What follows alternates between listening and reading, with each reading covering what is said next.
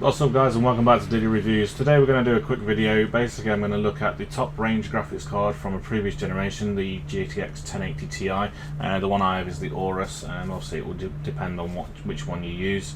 So what I'm going to do is I'm going to compare the used price of that to a new price of a current graphics card within the same price range. So basically we'll take the used price of the 1080 Ti, we'll just use eBay just to see what you can sort of get, and then we'll look at a brand new card for the same sort of price range and see what basically you get out of that, and whether it's worth buying the top tier of an old generation or whether it's just better going for a mid-range graphics card from a current generation. So stick with me guys and we'll get through it. I'll do some benchmarking on my card and I'll compare it to some results I've got from elsewhere, and I'll explain about those in a second. So keep watching guys, and don't forget to subscribe and like this video if you enjoyed it. Give it a thumbs down if you didn't enjoy it, and please leave me any comments in the comment section below. Right, so what we're going to do here guys is just have a quick look on eBay to see what we can get a 1080 Ti for, and then we can go from there and we can look at the sort of price range of a new graphics card for around that kind of price. So if we're just going to eBay, obviously this is eBay UK, prices will differ depending on where you are. So we'll just look at 1080 Ti's.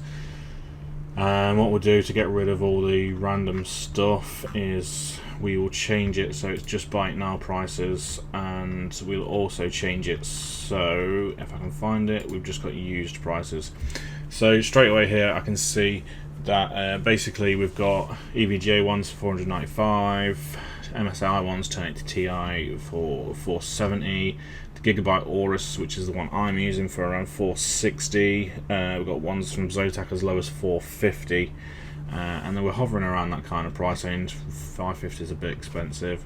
So what we're going to do is we're going to look at what cards you can get around 450 to 500 for the same sort of price. So if I go over to overclockers.co.uk, I'll put links in the description to the cards from Overclockers, with my affiliate link as well. So if you don't mind, if you're going to buy from there, if you use my link, it will give me some support for the channel, which is great, thank you. So if we go to PC components, graphics cards, we'll look at Nvidia first, and then we'll go price range, what do we say, 450, so we'll go 430. 430 to 500 if I can get there. It's going to take a while. So we'll just leave it at that, and then we'll sort by price low to high, and then we can see what we can get for that kind of price range. So straight away I'm looking at 2060 Supers for 450. 2060 Super, more 2060 Supers. We can also get a 2070 Super for 480, so I don't know why anyone will buy the 2060 Super at the moment. So 2070 Super, and you'd probably be looking at a normal 2070 as well in this kind of price range, but they're not on here at the moment. So we're looking at 2060 Super and 2070 Super from Nvidia. And now what we'll do is we'll have a look at AMD graphics cards, and we'll see what we're kind of getting for the same sort of price range. Now I know already that 5700 XT is going to be in the same sort of ballpark, so that's only £400, so you can obviously save a bit of money if you want to go for that, or we can go up to £480 for the similar card. So we're looking 5700 XTs, 2060 Supers and 2070 Supers. So what I'll do is I'll show you the results we've got, and I'll show you how it compares and whether it's worth going for a second-hand 1080 Ti. Right, so now we've looked at the price for the 1080 Ti second-hand. So we're looking at £450 to £500. Some are a little bit more, but that's, you won't want to pay much more than that. We can now compare it to the graphics cards that are available for new around the same sort of price.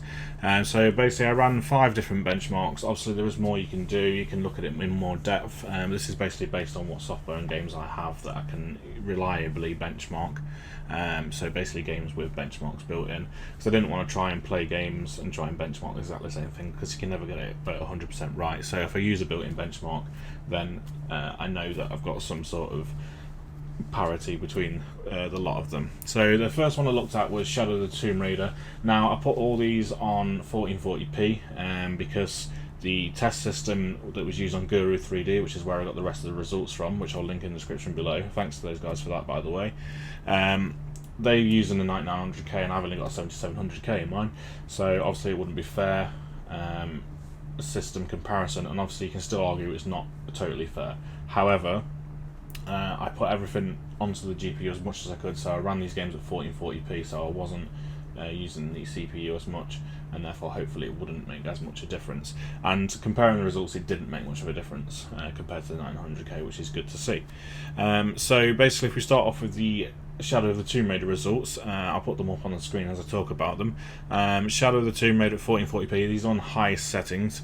The 2070 Super edged out everything at an average of 83 frames per second, whereas the 1080 Ti came in at around 80. Now Guru 3D's results are different to mine in terms of the 1080 results. They have it scoring lower on all of these tests pretty much, but I'm doing it based on my results. Then we've got the 5700 XT, only 2 frames per second slower, at 78 frames per second. Then the 2060 Super at 71, and the standard 2070 at 66. Now I do know there is different graphics cards within the sort of price range that you might choose, or you might want one a little bit cheaper that can probably perform almost up in this sort of range, but I chose the ones around the same sort of price range. Obviously with this, the 5700 XT is quite a bit cheaper if you go for one of the cheaper models, so you can get it for about 400, so in terms of against the 1080 Ti, saving at least £50, so you might want to go for a 5700 XT based on these results. But anyway, let's get on with some more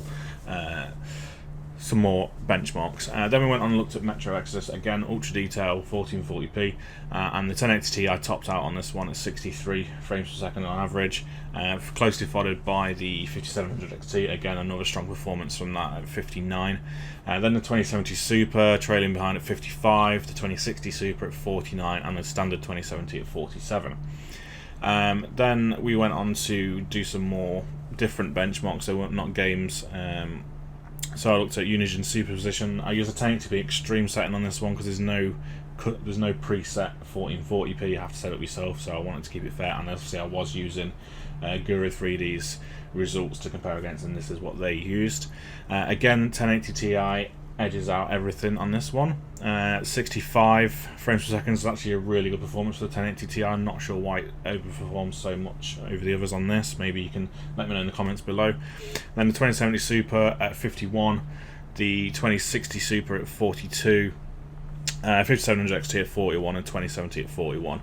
So there, your 2070 and your 5700 XT and 2060 Supers were quite a way off that time. Then we went into some more benchmarks of the similar variety. We looked at 3D Mark Firestrike, again on an ultra preset on this one, again comparing it to Guru 3Ds. And again, 1080 Ti came out on top. So that came out. So what we did is we did the score with this one, and I'm not very good at After Effects, so I had to divide it by 1000 so I can get it within the 100 range.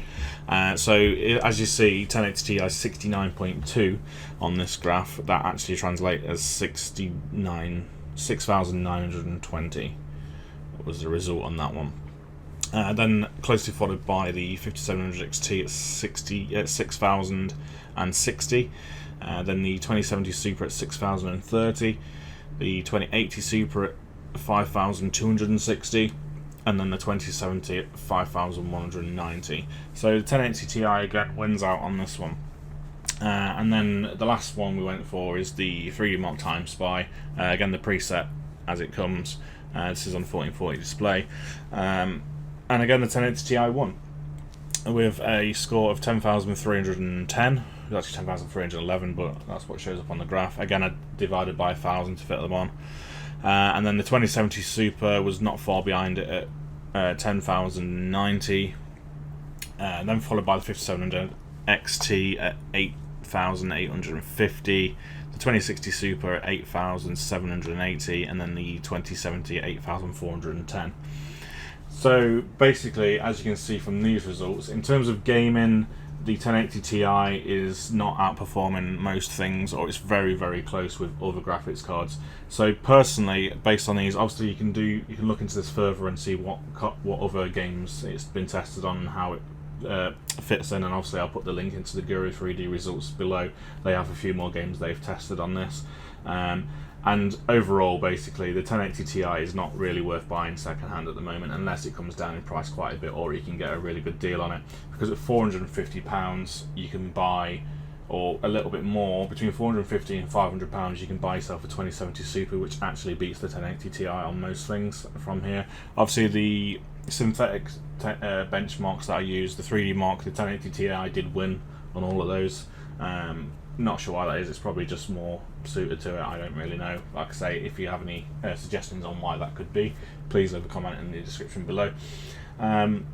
So yeah, if you're looking around £450 to £500 price mark for a graphics card, you're better off buying a brand new card, not going for a top tier of the last generation, because it's just not worth it really. Obviously the 1080 Ti is still a fantastic card, no doubt about it, but for same or less money you can get a card that pretty much performs the same, if not better. So the 2070 Super, it performs better on most games. The 5700 XT beats it on quite a few games, loses out on a few, but overall, that, like I say, that can be had for £400, so you can save yourself some more money there, and you're still getting to get a fantastic performance. So yeah, that's it basically. The answer is the 1080 Ti still relevant for its second-hand price? Not really, no. You're better off buying a brand new card. So I hope that helps. I hope that's interesting to anyone. Just a little video I thought I'd throw together just to see, because basically I use a 1080 Ti. I wanted to kind of see what is comparable to it at the moment. So like I said, I hope you enjoyed that. Again, please don't forget to subscribe, helps out the channel massively. Please get the thumbs up if you like this video, thumbs down if you didn't like it. Please let me know what you did and what you didn't like in the comments section below. Everything helps, and I'll see you on the next video. Cheers guys.